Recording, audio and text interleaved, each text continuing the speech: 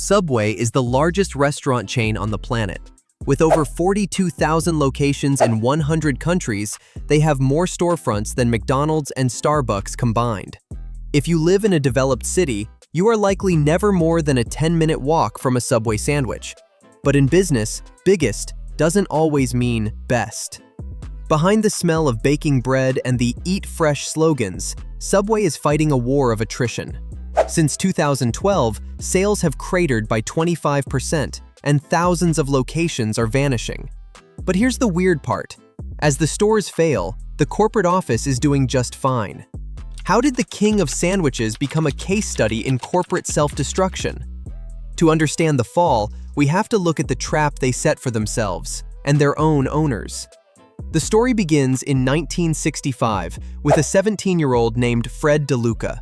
He didn't want to build a sandwich empire, he just wanted to pay for medical school.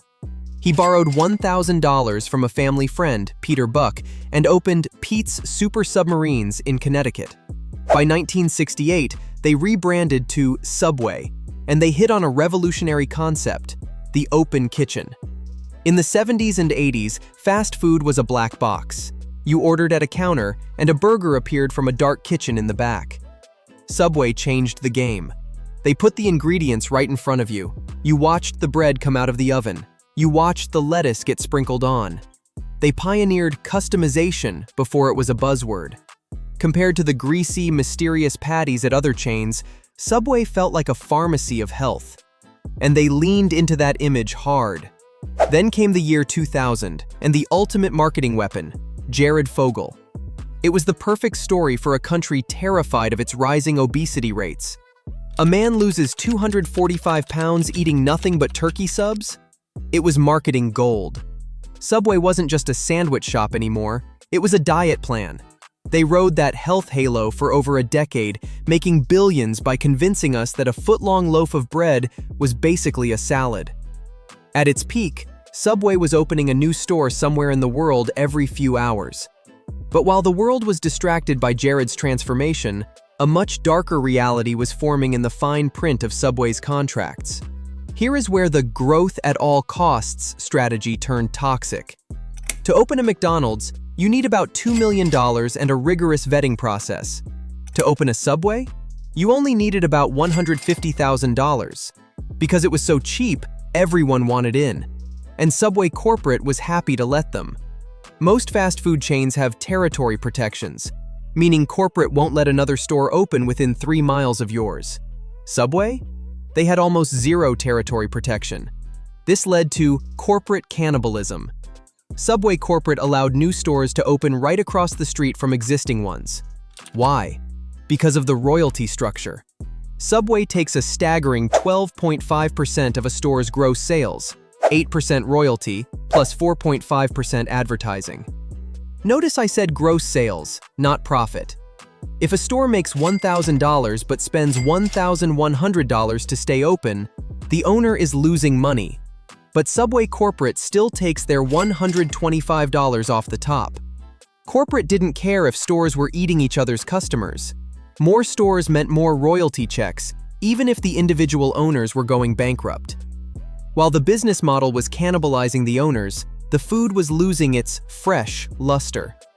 In 2014, a food blogger discovered that Subway was using azodicarbonamide in their bread, a chemical used to make yoga mats and shoe soles. The public was horrified.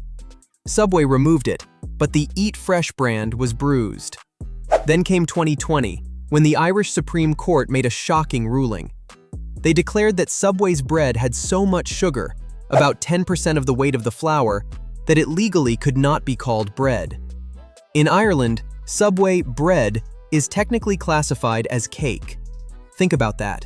The healthy alternative to a burger was actually a giant sugar-filled pastry wrapped around processed meats.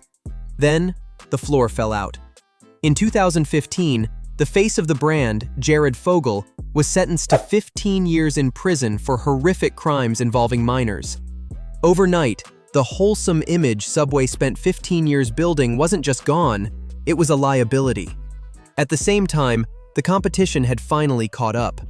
While Subway was still using pre-sliced meat that arrived in plastic bags once a week, Jersey Mike's was slicing meat fresh to order.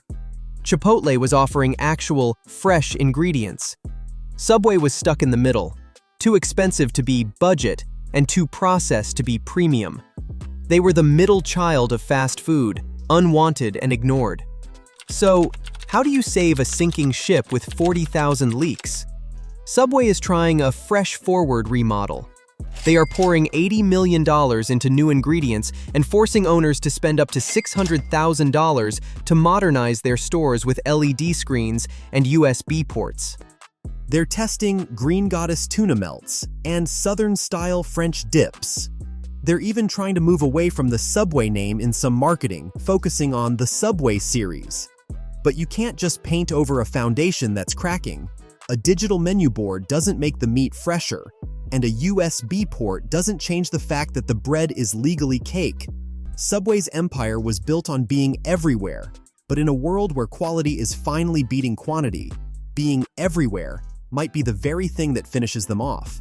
Subway's story is a warning. When you prioritize the number of storefronts over the quality of the sandwich, eventually, the customer notices. What do you think? Is Subway still your go-to, or have you moved on to fresher pastures? Let me know in the comments. And if you enjoyed this deep dive, hit that subscribe button for more business breakdowns.